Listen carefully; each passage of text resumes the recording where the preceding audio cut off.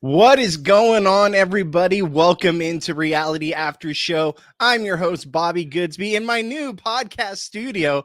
Finally, it got done. No more stupid green screen behind me. I've got the full setup, got the new desk, the new lights, everything. So looks a little more professional. Still work in progress, but we're getting there. Joined by my good friend and former star of Deal or No Deal Island Season 2, Phillip Solomon. Phillip, how you doing, buddy? I'm doing good, but not as good as you. You said new week, new me. It's giving that energy in elementary school where you move your bed and your dresser and you're like, I'm a new person. Well, I finally went like all out on Amazon Prime week, and I was just like, you know what? We got a new bed, we got a new desk, I got new lights up here for like studio lighting. My wife said if I buy any more LED lights, she's going to shoot me. The So Amazon Prime is priming and we're here for it. exactly. So I finally got the setup that I want. And I finally got it. So my wife's not going to kill me for showing off our room. I've got my little stretch of leeway here. So this is my area. We love to see it. That room looks better than half of Ava's hats. So I'll take it. Just barely. A lot of sports stuff behind me. All right, so let's get into this week. I haven't talked to you in a minute. What do you think of this season so far? Like, what are your thoughts of the cast, the season as a whole? Well, what's good is that we kind of did a cast breakdown before we even started, and I've changed a lot of those views and opinions. I am going to be the first to say I will call myself out when I am wrong or when I change my opinion completely. Am I team Ava to win this game? Maybe. I might be for once. She actually does not annoy me as much as I thought she would. I was like, it turns out I kind of like her. I get the charm and the appeal. I didn't think I would. The hats I will never get. But as far as like the actual appeal of just like her and the personality, I get it. This is what's hard. He's one of the girls. He's on the squad.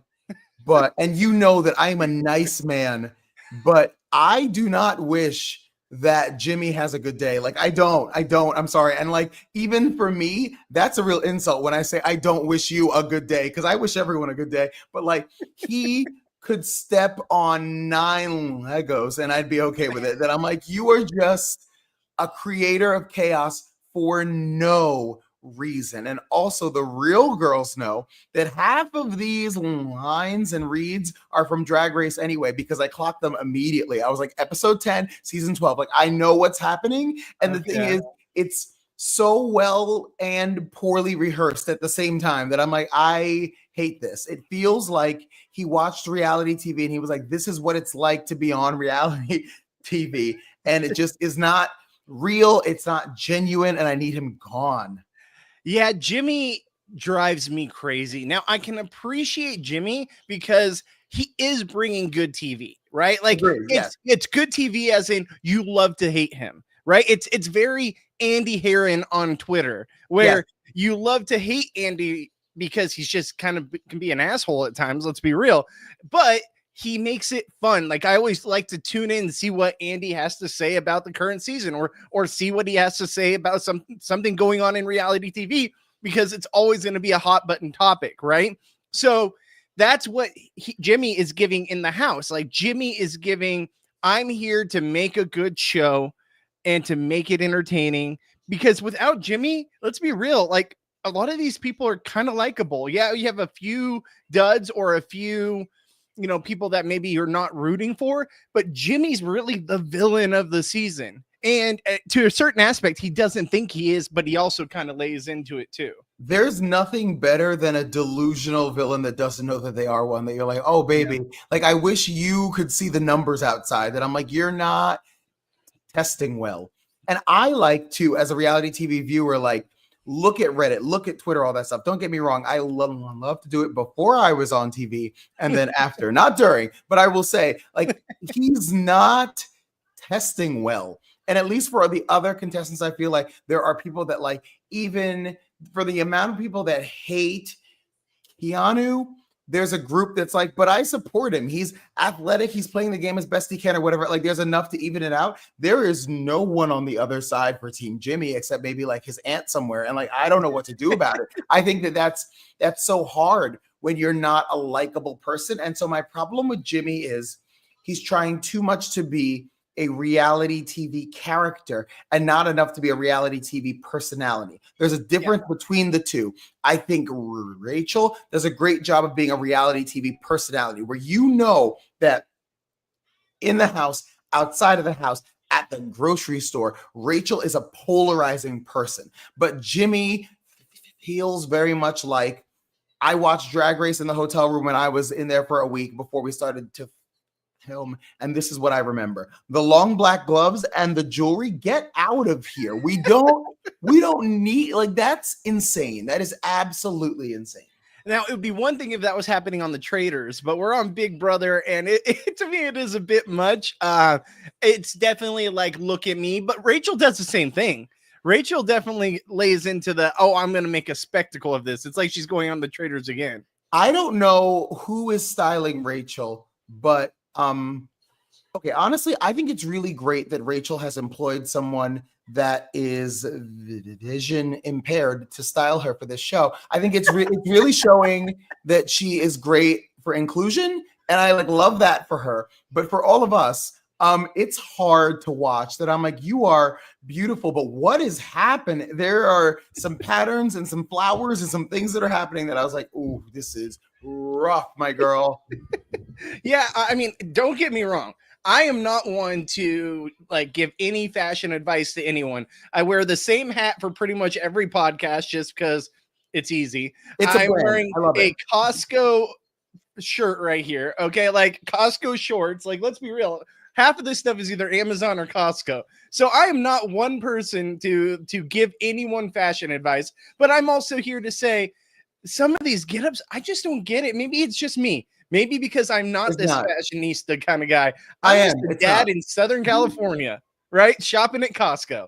It does not make sense to me. Yeah, no, it doesn't make sense to me either. And I know fashion, I know retail. Ooh, okay, ready? Do we think Jimmy can have a redemption arc? To be honest, that's what I love about this show. Very much like Love Island, I think there's always room for a redemption arc, because one of the things about this show is that they don't do the entire season at once. You guys already know this. You've been here for years. But anyway, because they don't do the entire season at once and then go back and edit and create a story, what's good is that some people have bad weeks. Some people have bad days, and they can always kind of work their way out of it, as opposed to if it's a full edit, like Survivor or Deal or No Deal Island or whatever else. When you're a villain, you're a villain. It's done. The producers know what they want to do with you, and it's over. But this show, I feel has a little bit of leeway where he could redeem himself. Don't get me wrong. Chances are low, but I think he could redeem himself potentially. See, there is a portion of this crowd, though, that loves Jimmy. They like Jimmy. There is a portion out there. Say their names. They like the drama. Right? They like the person that's going to burn up in a ball of flames, cause absolute havoc for the first few weeks, and be evicted by week 5 or week 4. Right? They want to see this crash out, but they enjoy seeing it. For me, I can appreciate that it's at least bringing something to the television show. Outside of that, I hate the gameplay. I think it's very, very much so giving, I'm not here to win. I'm just here to make a spectacle. Agreed. And I'd rather, personally, I like to see people that can do both. Why can't you be good TV and also play the game smart and not be so upfront? I feel Kelly said it best, that both times she was nominated to be on the blog, it wasn't about Kelly. It was him making a spectacle in front of everybody both times. You don't need to do that every single time, because guess what? Now people are just going to think you're a loose cannon at a certain point. He's not the type of player that I could work with, because I never know what's going to happen. And so for me, I like predictability. I like the idea that you're going to be trustworthy every time. And for me, it's seeming very much like he would compromise his entire game for a snarky one-liner. And I'm like, that's not worth it. For you to get that internet moment of well, this snake will bite back or whatever else. I'm like, are you proud of yourself? Are you good? Because in the meantime, you've lost support of everyone in the room, and everyone is looking at you like you're insane. And I remember from being on the other side, when there's music and lighting and editing, it brings the energy up a little bit. But I'm telling you, when someone has a full crash out in a quiet room, it's as awkward as you think it is. Like, and so I remember being in these rooms where people would be like yelling and screaming, and me be like, and like, it's so quiet, it's so weird. And then that person storms out, and you're like, that was very strange, right? Yeah, that was extremely strange. Like, it just isn't like, even at home, if it feels weird for us, it's even weirder in there. I promise. Oh yeah, 100%. And let's move on from Jimmy though, because I think we know what Jimmy is, and we know what Jimmy's going to be giving. I want to go back to what you were talking about with Ava. Ava has impressed me. Okay, we were wrong about her in our initial assessment, but to be honest with you, I've never been a big fan of this character type, because these characters, they either go out really early or they last till the end and don't really make a move, and no one really respects their game. And I hate to say it, because it's true. Like, it's very rare that this character type wins this kind of game. But Ava is impressing me. We saw in the Wednesday episode where she was trying to go and work out. Not something she normally does, but she just wants to be around people to kind of evolve her game and socialize. And I can respect that. Even if you're going in there just punching the wall, I don't care what you're doing. Being around those people, trying to be funny, trying to act like, listen, this is out of my comfort zone, but I'm doing something to blend in with you people. That's great. That's exactly what you should be doing. And she's playing such a laid low game. No one has anything bad to say about Ava. Like, everyone thinks they're in good with Ava, and she's in a great spot. I'm very impressed by her. I think that the more I think about it, I was like, who does Ava? I was like, it's Ava and Kelly. And I was like, I can't figure out the vibe, the character. And I was like, oh, put them together and change the gender, and you get Quinn. And I was like, that's why it feels so familiar. And I was like, yeah, it's that same kind of like archetype where like, do I think they're going to win the game? No. But do I think they're going to go like way further than they should on paper? Absolutely. I agree with you. So let's get into tonight's episode. I think tonight's episode was pretty cut and dry, right? It was, which we needed, because last night's Wednesday was a disaster area. That was messy. Yeah. I think we knew going into this episode, having watched the feeds a little bit. I didn't get to watch a ton this week because I was setting all this up. But I would say that it was pretty mixed for a while, right? For a while there, it was anyone could go home. Like, Will was in trouble.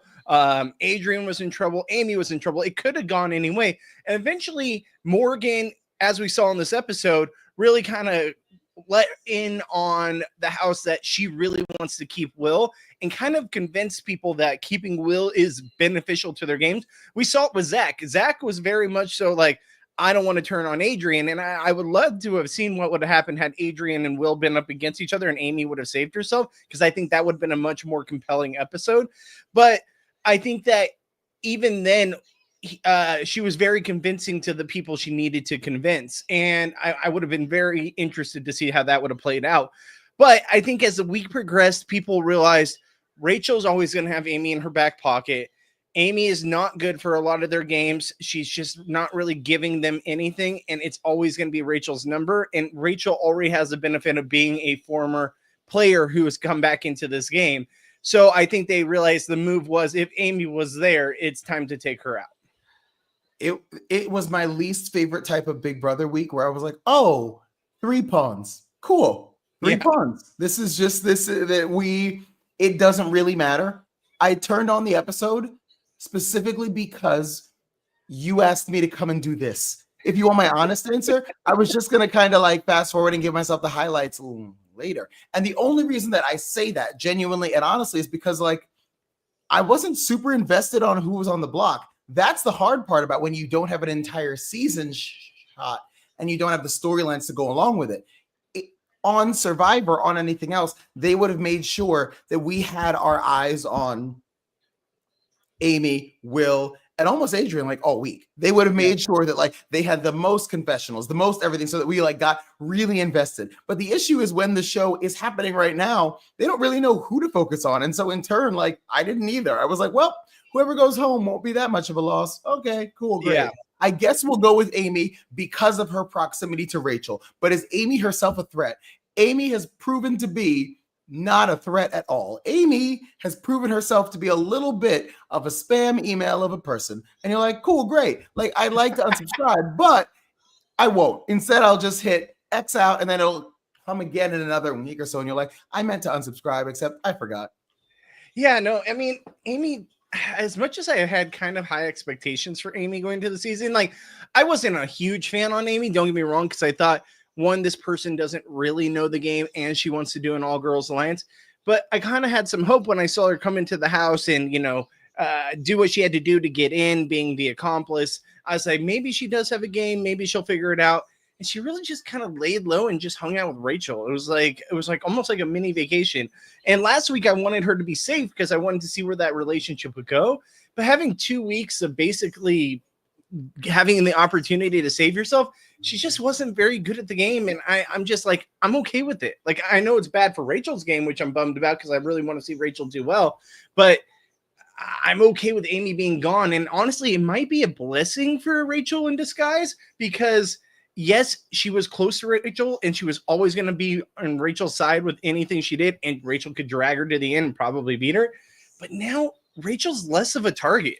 Now these other people are going to be a bigger target because it's not a team anymore. It's not a tandem associated with Rachel. It's just Rachel by herself. Oh, we can wait on Rachel. Let's go after these bigger targets like a Jimmy or even a Zach or, some of these bigger guys, because look, these are the guys and the people that are going to be the ones that we got to watch out for, not Rachel. Here's what I'm super confused by. And I feel like I see it every year and I don't really understand it. We're like, they're so afraid of Rachel. They were like, should we keep Amy here just so that we don't make Rachel mad? And I feel like now that I've been really going back and doing like all of Survivor from the beginning, mind you, I just got to Winners at War this week. So like I've done the work. I've been in it for a while. Right. But like the thing is, when you make someone mad, quote unquote, it's still a game of numbers. You can't win a game alone. So even if you drive Rachel over the edge, if she's on the block next week, she's still gonna have to be like, yeah, hey y'all, hey, yeah. So this is why you should keep me in the house. Like no matter what, no matter how mad you make someone, it's a game of numbers. You cannot win alone. Survivor, Big Brother, any of them, you cannot win alone. And so in turn, why does it matter if you make her mad? Everyone's like, don't make Rachel mad. Or I'm like, or what? Like what's going to happen? Yeah. Someone asked in the comments, they're like, can we mention live feed developments here? If you have any live feed I can't say the word right now, developments, go ahead and you can put them in the chat. I don't have the live feeds on. I'm going to put them on right now just so I have them in the background. I didn't know if they were up or not right now. I don't think they'd be up yet, but unless there's some kind of like actual competition that we can see, but usually they give it on the episode that is happening. But if there's any developments from the week, we pretty much have seen everything play out. Well, I just moved my desk a lot. Sorry about that, guys. But I haven't been able to watch the last 2 days. I've been too busy with stuff going on. So if there's stuff that you guys want to talk about, put it in the comments. I'd be happy to bring it up and we can all discuss it. But yeah, Phillip, to your point, this week was kind of crazy. Like, as much as I don't love Jimmy had a rough HOH, man. Like, to nominate 5 people, like, isn't that the record? Like, that's got to be the record. Good, because he literally nominated half the house. So, like, what's good is that, like, no one can be mad at him because he nominated half the house. So, like, you're like, okay, you know what? Okay, I guess I was just one of 18 people that were up on the block at some point. But, like, okay, if we could even start from the beginning, I didn't love the challenge. It's the educator in me. I hate that Survivor challenge where one person is blindfolded and then the other person has to give them the verbal directions. I think when you take someone's vision away, it's dangerous. And so in watching them slam into each other underground like confused sperm looking for the egg, I was like, I'm not entertained in any way, shape, or form. I'm not entertained. And then they were like feeling around for all these things. And they were like, I don't know who has the power, that I was like, I don't know who's doing this, but like, this is not great at all. And Keanu and Rachel, I don't even know what that fight was. All I got was Rachel going, really, Keanu? Really? And we were all like, I don't know what's happening right now. Like, it just really felt like there was too much to air this week, and they just threw in a little bit of everything, which was so scattered to watch as a viewer because it was hard to, again, kind of follow a plot. I think this is what happens every year, though, when there are this many house guests left in the house. Like, that beautiful blonde that I love. What's her name? Sorry. Oh my God, am I blanking on her name? It's totally escaping me. It's something with not Christina. Catherine. Sorry, it was escaping me. No, but again, I know what she looks like. I know she's beautiful, but she has said 3 words all week. And so for me, it's so early that I want to be like, can we get rid of like 3 more? Just because I feel like I really want to get to the relationships and I want to get to the conversations. Right now, we're still just like, here's who's still there. And that's about it. And like that for me, I'm like, I'm not really like engaged yet. It's a good cast, a good year, but I'm not like fully locked in engaged yet. Hold on, you lost me for a second. I'll be right there. You're good. In the meantime, though, I'm going to hit this comment. All right. Zach and Adrian made a final 2 this week, and they showed Zach and Adrian talking in the bathroom during the outro on tonight's episode. Nothing major. I never really take final 2s this early on super seriously, and I know that I should, but I just feel like there's so many other things that have to happen. Like, I need like 2 or 3 more eliminations before I start taking the final 2s very seriously, because I just feel like they always make them so early and then they never last, like ever. And so, although I do love the fact that you're bringing this information, I just don't hold that much weight on it just yet. Sorry about that, guys. Catherine and Lauren about the Girls Alliance. I love that. In watching the intro videos and interviews, if I could never hear the term girls girl again, I'd be okay with it. Literally, it was so many times I wanted to jump into traffic, but like they weren't even saying it the same way. They were like, I'm a girl's girl. And like, no, she's a female. She's like, no, she's a woman's woman. And I'm like, I can't do this anymore. Like, I just say you support women. Say you believe women. Say you want a girl to win the game. Like, that's fine. But the idea of going on to a reality show and be like, she's not a girl's girl is blowing my mind. Like, I can't do it anymore. I think the best alliances are the ones that have guys and girls, just because they have different social approaches to the game. And I think it's so important to have that strength, that muscle, that hustle, but also that like empathy, that compassion, that willingness to have hard conversations too. And I'm not saying that like all guys have to have one and all girls have to have the other, but it's nice to have a mix so that there's different skills and talents there. The same way that I don't love the she's a girl's girl, I hate the he's a bro's bro. And I'm like, okay, I'm out. Like, I just think you need to learn to partner up with people that have complementary skills instead of the same exact skills that you do. Yeah, no, I completely agree with you. I think that I always like mixed alliances. Like, let's be real. Like, I think we've talked about this in the past, where anytime I hear like, oh, an all girls alliance or an all guys alliance, it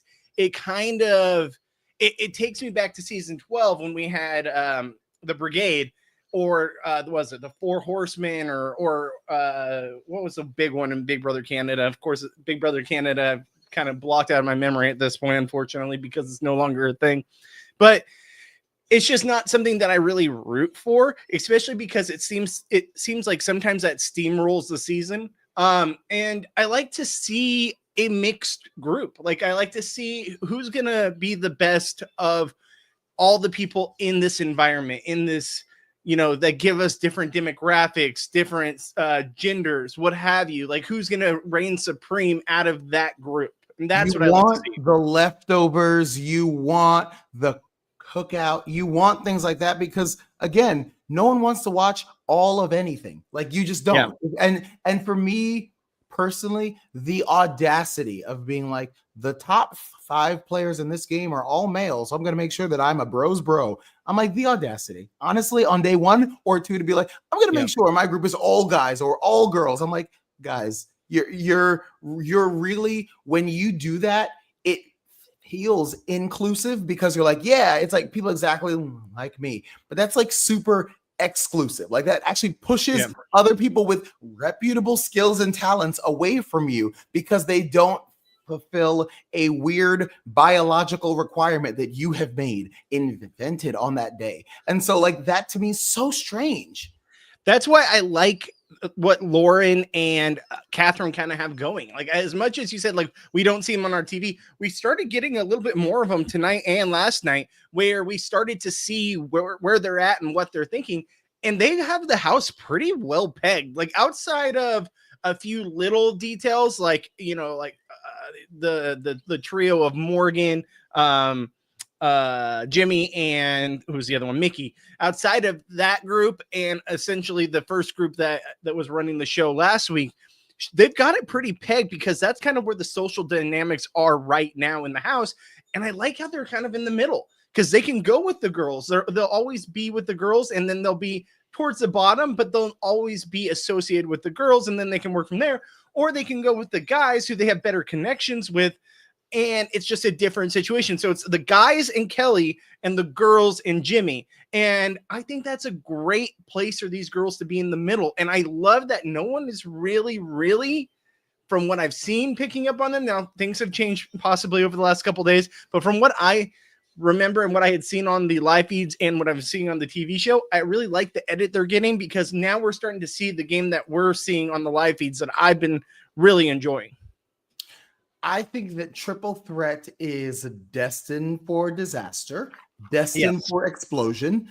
In getting to watch these three players play, Mickey, Morgan, and Jimmy, you know, when like the personalities are too big, like there's a reason why, like, for example, okay, let me think. On my show, Parvati and Dr. Will never worked together, ever. They came in and they just immediately went to opposite ends, because I think when you have two or more alphas, they can never come to a full agreement, because it's more important about who's being the leader instead of the group doing well. And so in getting to see these three players play, they're all amazing, but I don't think they're complementary to one another. I don't think they're an amazing group. I think they're amazing individuals. Jimmy, questionable. But I think that, like, they are going in three different directions, and they are the first big alliance that I think is destined to explode if it's not the Burger Boys, which, again, let's pretend like that's pretty much not a thing anymore, though. It's like it's almost just become all the guys, right? Like, at this point, and I agree with ABF in the comments. Like, Kat has very much said that she talking to Lauren about going against the Girls Alliance, and we saw it in this episode where they definitely are siding with the men, but they also like kind of playing the middle. I think that it would be best for their games to not win anything this week. Like, let the other sides keep going after each other. Play it in the middle, play both sides, and don't worry about going after one side or the other just yet. Just let them be and let them kind of. It sucks because the guys are really not picking up on this, right? Like I feel like we saw tonight that she picked it up really well too, saying these guys are cohesively not together, but they are together, right? Like, they're not internalizing that, hey, we should make this a thing, while the girls are. The girls and Jimmy are definitely, we're a thing, we're numbers, we're going to work together. The guys are on the other side of the house and like each other, but they're not really scheming together. And I think that these two girls could get those guys together and really run things. I mean, they're deciding who's the lettuce, who's the tomato, someone's the sauce or something. We lost the bread or some shit. I don't know what we lost. Anyway, so on a lighter note, whose facial hair makes you most uncomfortable? Here are your options. Either what is his name? That Southern cowboy. Riley. Either Riley's mustache or the 16th of an inch of hair under Will's chin. Which one makes you more uncomfortable? Because I spend every episode staring at them both, thinking to myself, that's the ick of the century. Both of them. Get rid of it. I don't know what's happening, but it looks as if they cannot both, in good faith, live within 10 miles of an elementary school. And I said what I said, allegedly. How did I not pick up on Riley having a mustache? Like, I know Vince has a mustache, but no, he just like, I think he's like growing it. I don't know what's happening, but you know, when it's I like didn't even pick up on it, not, and you're like, huh, makes you want to throw up. And hey, as a guy with facial hair, I can't really judge too harshly. No, but like yours is like deliberate. His is like a little untamed right now.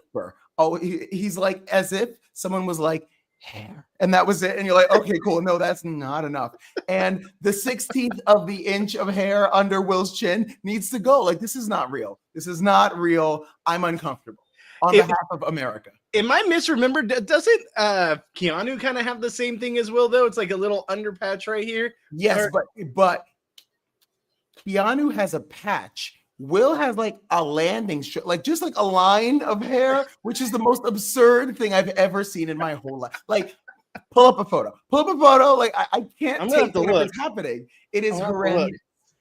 I've got 3 screens in front of me. I'm gonna have to definitely pull that up. Horrendous. So Phillip, if you're my chocolate drop, am I your lemon drop? Okay, listen. Also, that part, I do not understand. Again, I am 50 shades of uncomfortable. And here's the thing that, like, the moment you compare me to a chocolate food, I'm out. The moment you compare me to any food, I'm out. Like that.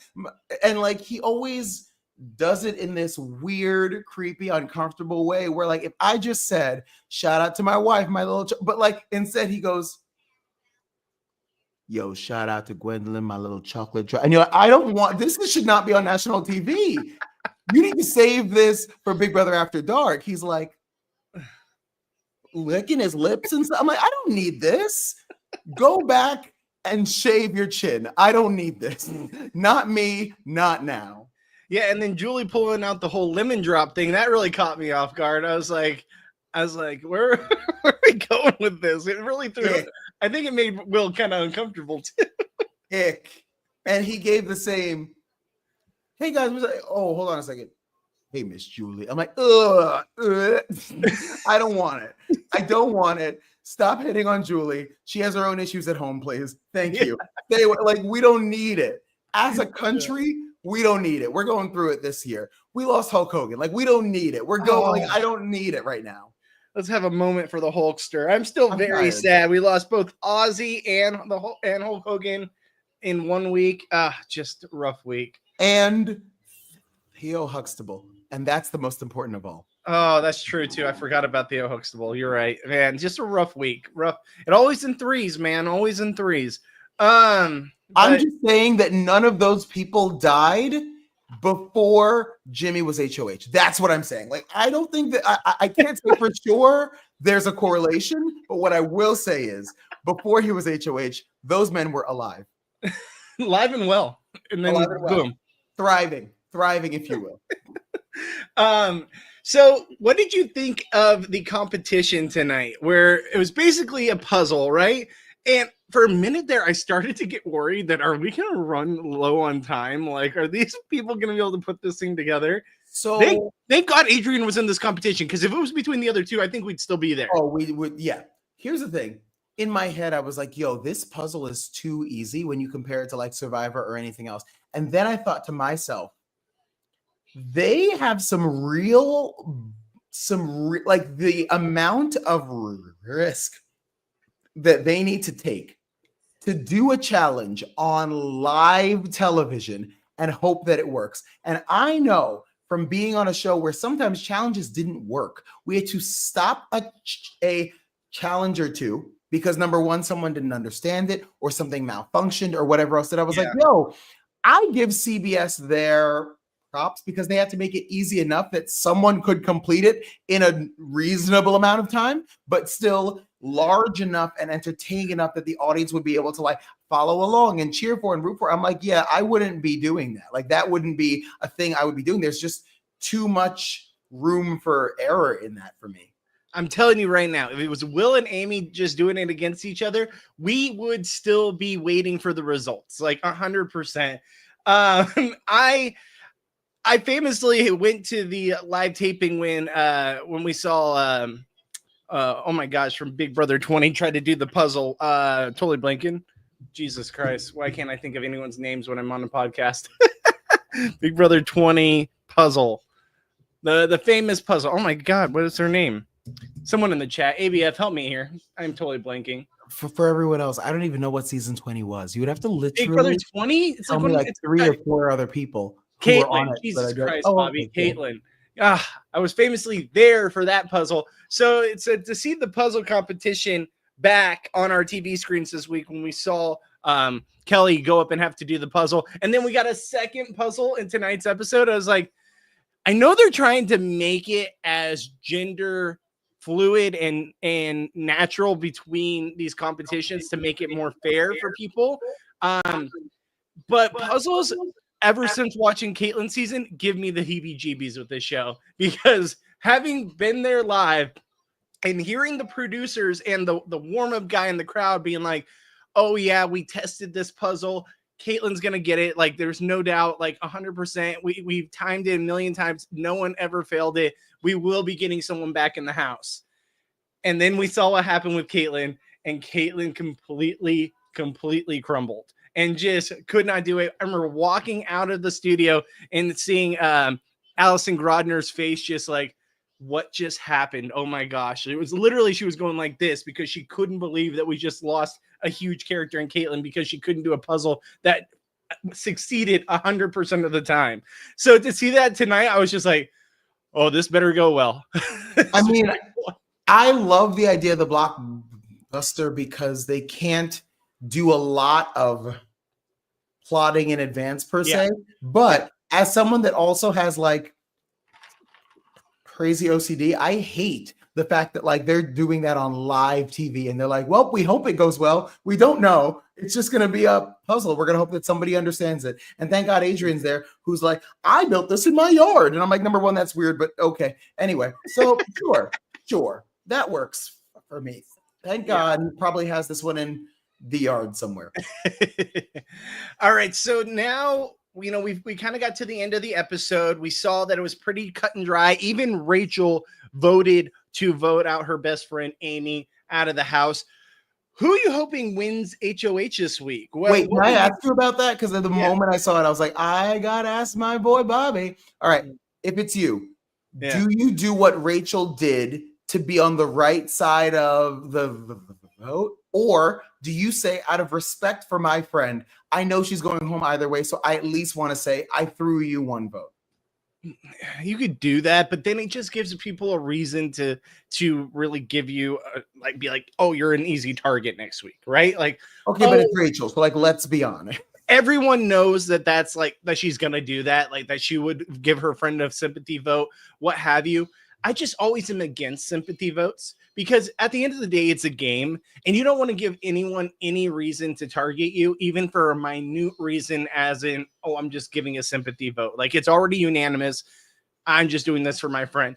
I'm always of the mindset that you need to do what's best for you and be like, listen, I love you. I have to do this for my game. Okay. Because at the end of the day, what's it going to matter? And then people can't use that, even though it's a small thing. Small things blow up in this house. We see it time and time again. So I just don't want to give anyone any reason to target me. That's fair. Okay, I'm sorry. So back to what you were saying. Sorry. Yeah, no, I would say for this week, I was asking, who do you think that, or excuse me, who do you want to win HOH and who do you think is going to be targeted, or who would you like to be targeted? I personally would love to see Lauren win. I know that goes against everything we just said, but I love when, for lack of a better term, floaters have to pick a side. I love when your HOH is someone that is so deeply threaded and ingrained in the middle of the game that like them being HOH actually hurts them more than helps them. Like I love when like they have to draw the line and be like, I guess this is the side that I'm working with. And like, I think that kind of thing is what really gets a game started. Very interesting. I'm here for the drama. And to be honest with you, like as much as I'm a strategic mindset guy, I also like to see in the early days something like very, very entertaining, because I'm all about the strategic game towards the latter half of the season. Because let's be honest, the first half of the season, it's all about the craziness, the kookiness, and weeding out the riffraff of the people that are just here for TV, don't know the show, or just crazy, and let's get them out of here. Agree. So strategic wise, that's what I want down the line. Right now, give me a Keanu HOH. Give me a Keanu HOH or even an Ashley HOH. I feel like an Ashley HOH could go freaking wild too. So either of those two winning HOH, I'm completely all on. And I don't care who it is. Get Jimmy out of this house. I can't stand Jimmy. Like I said, I love what he's bringing television wise, but it's also at times a bit much. And I'm just like, this is just not good gameplay. I'm cool with him getting out there. I want to see Jimmy, Rachel, maybe Kelly, maybe Vince. I want to see 3 heavy hitters up on the block because I always think that like that is what produces the best weeks of the game. Yeah. When there's not just one big target on the block and like 2 pawns. I'm like, no. I want to see the 3. I want to see like a triple Mount Rushmore of the heavy hitters in the game right now. I want to see all 3 of them up so that they can really have to make the relationships and really talk and really resolve things. Yeah. I mean, I would also even be on board with like an Adrian HOH. Like Adrian, who knows what he's going to do? And he's not really super loyal to anybody, right? Like from what we've seen, like, yes, he has a few little things here and there, but who is he going to go after? And I really want to see that. So I think there's a lot of popular outcomes. And there's a lot of ones that I'm just like, if it happens, it's just going to be another week of the same thing. I don't want to see a Vince HOH. I don't want to see.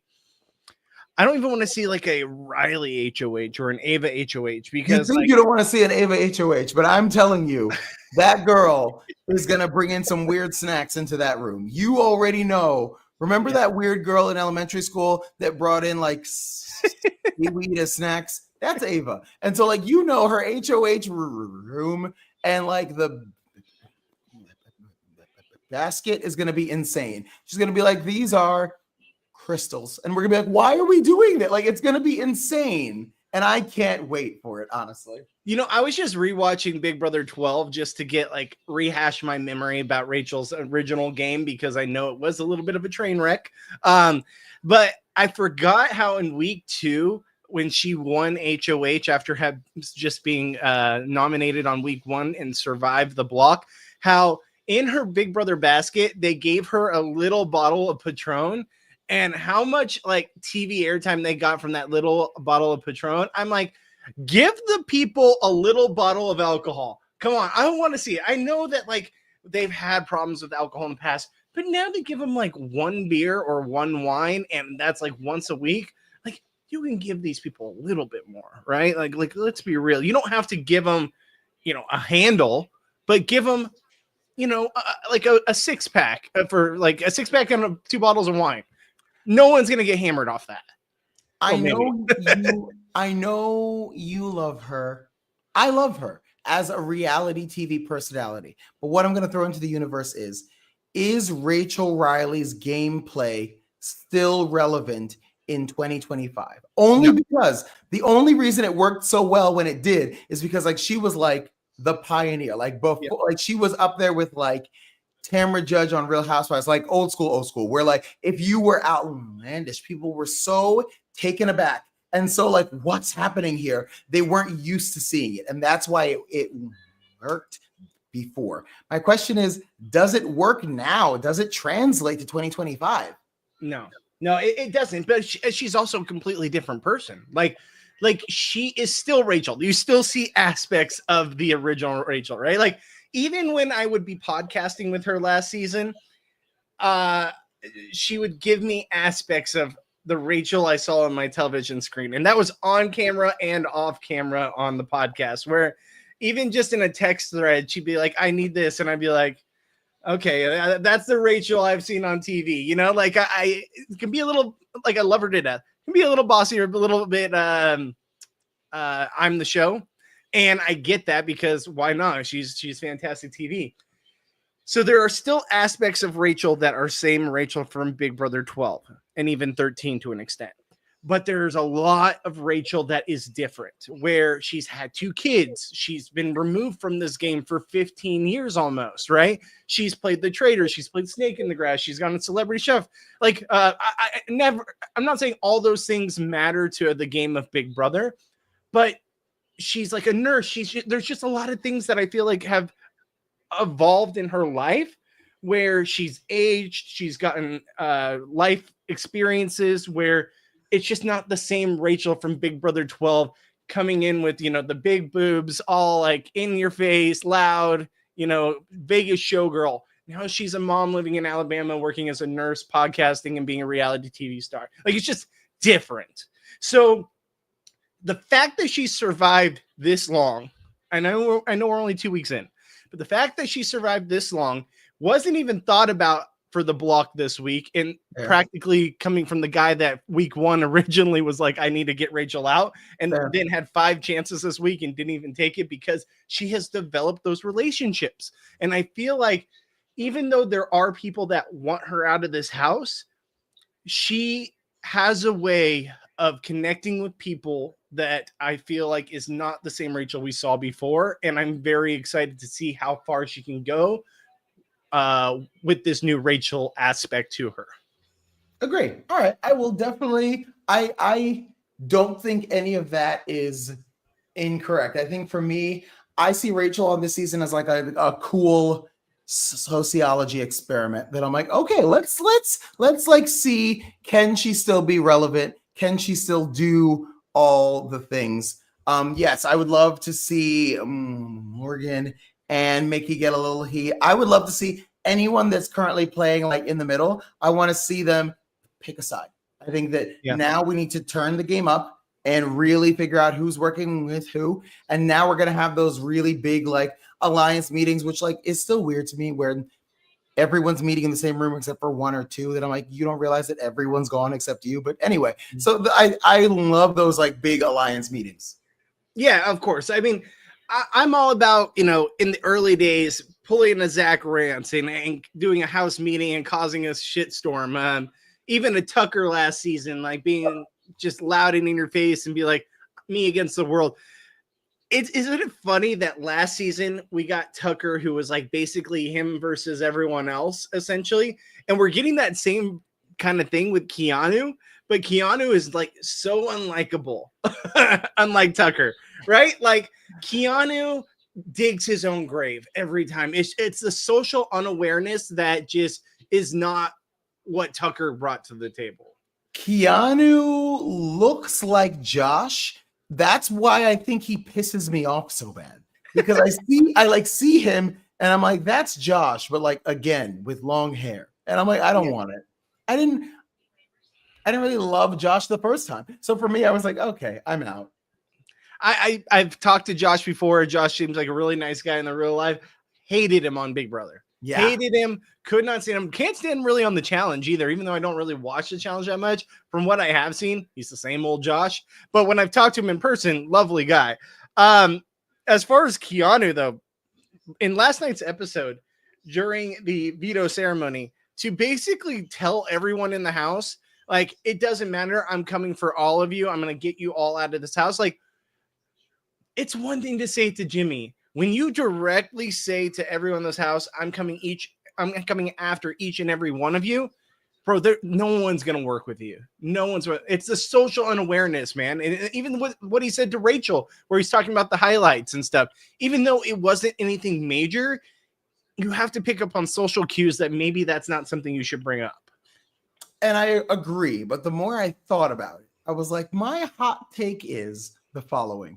The moment he was like, and I'm coming after all of you one by one, and they were all so offended, I was like, wait, aren't you all?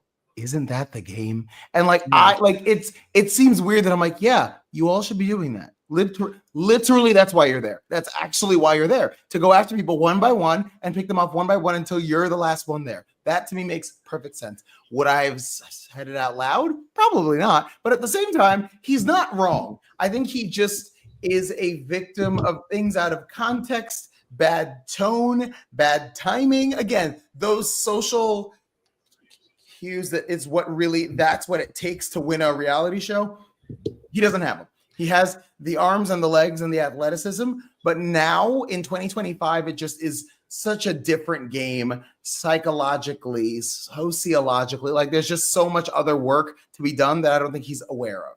Well, and we've seen with the competitions this season too, they're really gender neutral. right? Yeah, And totally. they said that they were going to make an effort to make these competitions more gender neutral because honestly, in the last like 6-7 years, these games has been very tilted towards a certain physique or even gender. And when you say tilted, I mean literally tilted on that wall, being able to hold yourself up. I'm like, listen, as a personal trainer, I know very few women that can do that well. And that is literally just like the biological strength of a woman that I'm like, yeah, no, girls can't win that. Yeah, or and one guy at least, because there's no chance in hell my beer belly's gonna not hold me up. Yeah, I'm definitely gonna be falling off that thing right away.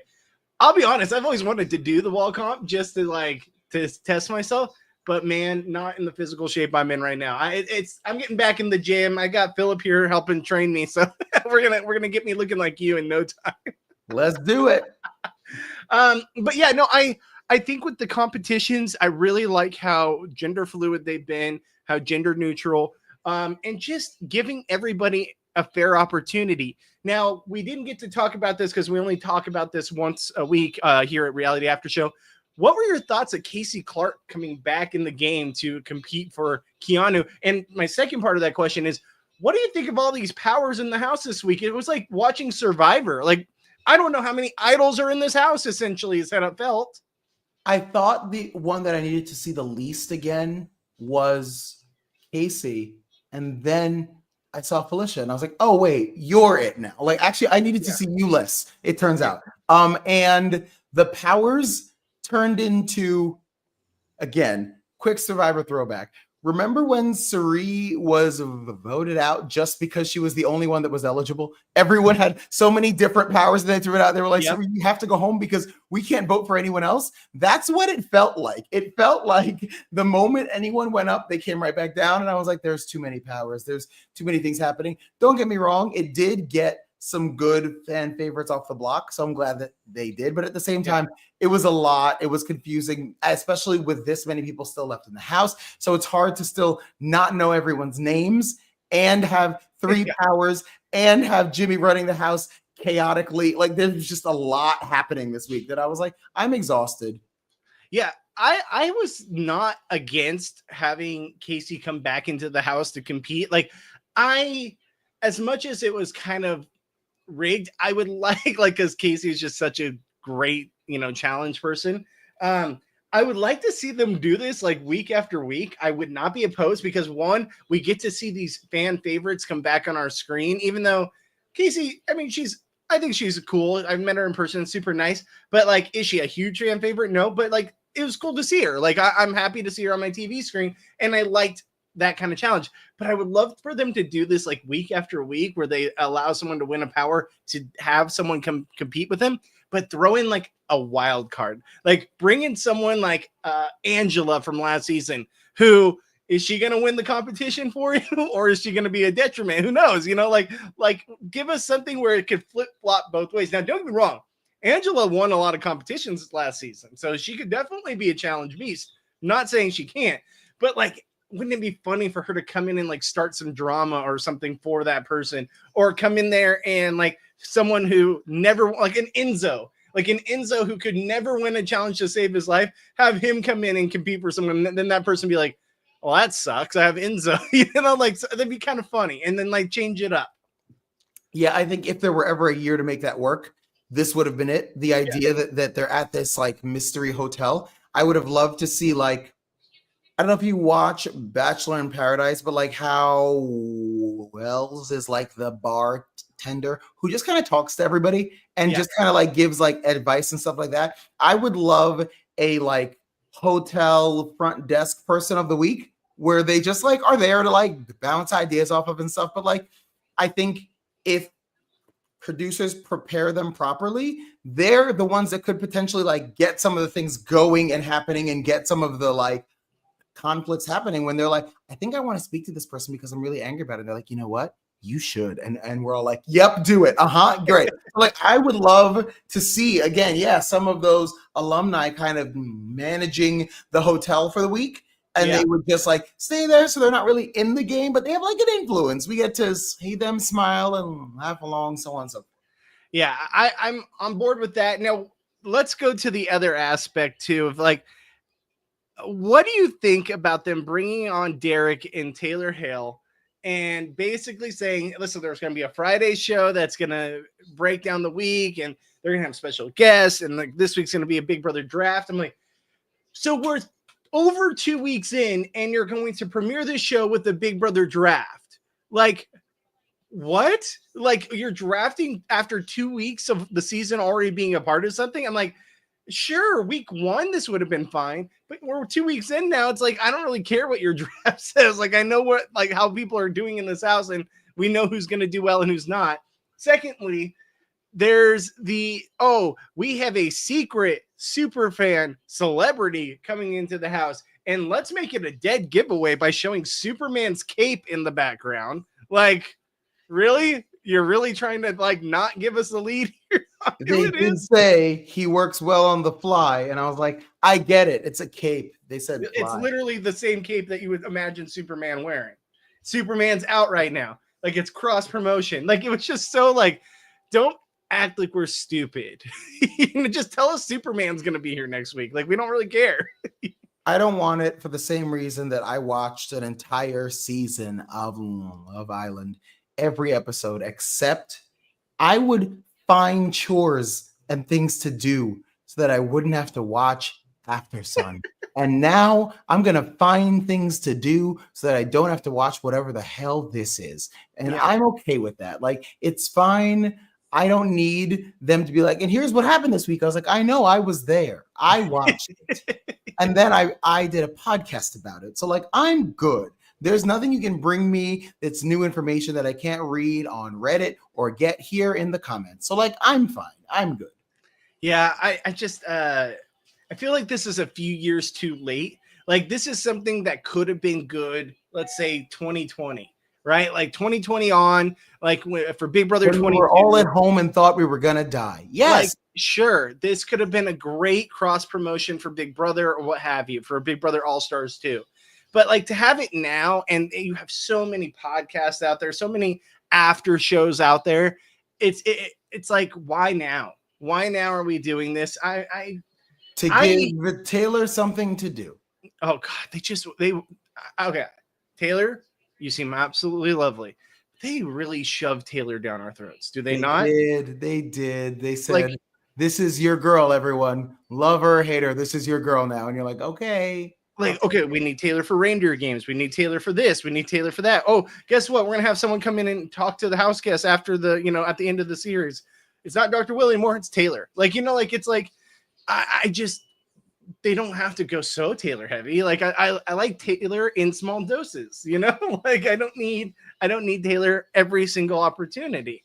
But to her credit, I hope she enjoys it. It could be a good gig. Like, I have nothing against Taylor. It's just the amount of Taylor they're giving us. I'm like, we could go 20,000 different directions, So that's just my 2 cents.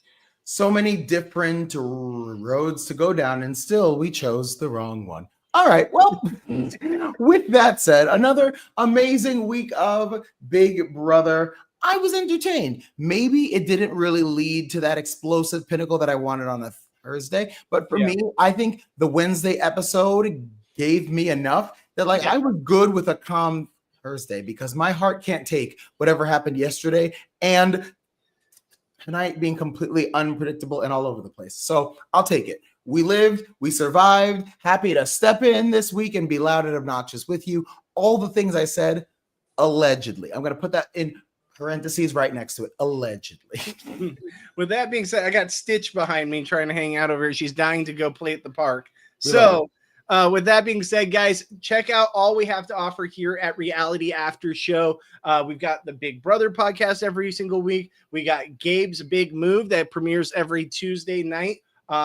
Definitely go check that out. Gabe does a great job with that. Check out our Destination X coverage here at Reality After Show. We got 1 week left. Next week's going to be the finale. So super stoked to break that down and then have the exit press with the top 3 and whoever ends up winning, breaking that all down. And I'm trying to think. Phillip, do you have anything going on right now? No, I completed my bodybuilding competition and Love Island is over. So now I have to actually get a personality. So that's upsetting. Well, hey, you know, maybe there'll be a reality show out there, you know, calling you, ready for you to come grace us with your presence again. This is true. I'm here. I'm ready. In the meantime, my friend, have an amazing night, an amazing week, and please hit us up. Follow us on Instagram, TikTok, all that other stuff. In the meantime, like and subscribe. Reality After Show. They will be back next week. I will be just hanging out in the comments. All right, guys. We'll see you next week. Have a good one, and we'll see what happens on these Big Brother live feeds. Later. Bye.